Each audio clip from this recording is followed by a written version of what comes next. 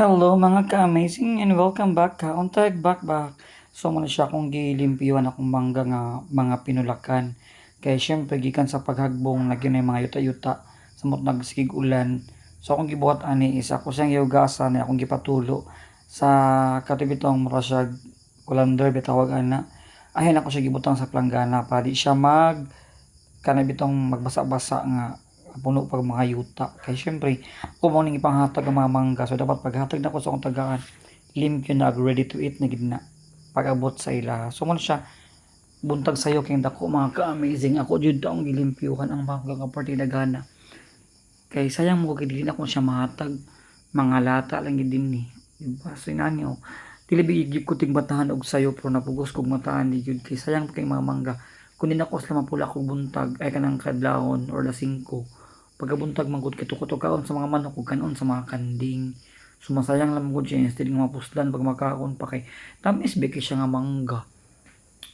So ato nagantos jud ko ani og matag sayo dahil limpyo balag katulgon pa jud kay ko kay tigmatahan bi ako lasod so la 7 ana bigid pero pugos jud ko la 5 kay para lang gid makapamunit sa mga mangga nga nahulog. Kay syempre mapuslan lami gud siya nga mangga tamisan jud ko niya. O diba? So kani kanang after na ko ani maglimpyuhay sa mga mangga, kuan din ko mga kapi nga stick din pwede ko malunggay pandesal. So muna ko routine kada buntag din makabalik og tulog na mga alas 8 na pud ayan din mata na pud na akong ginabuhat every day. Samtang mingaw pa kay mga panagat. Nagulat pa tag mga booking ani. So labi king sky ani kay after sa kusog nga ulan tanawa.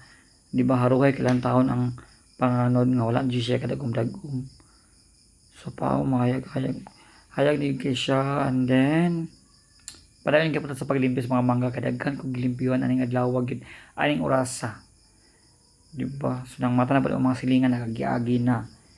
So magnahanap ko muna lang to sa buntag sa kabuntagon nga puting bugnawa while nagtrabaho ko ani akong gipangbukat nga mga pagpanglimpyo sa maong mga mangga para ma-distribute din sa mga higala nga perting mga gopa ho char lang balak man taan ni so ni siya mga ka-amazing no akong daily routine sa pagkakaroon kung lingaw is mamula kog mangga limpyo hatag nga ta siya yan lang kasimple ang kinabuhi sa pagkakaroon kay nagpaabot pa mga daghan nga mga racket di ba so peaceful kini akong gipuy-an gabi kaninot din wala gi sabaw din bugnaw kayo ang panahon.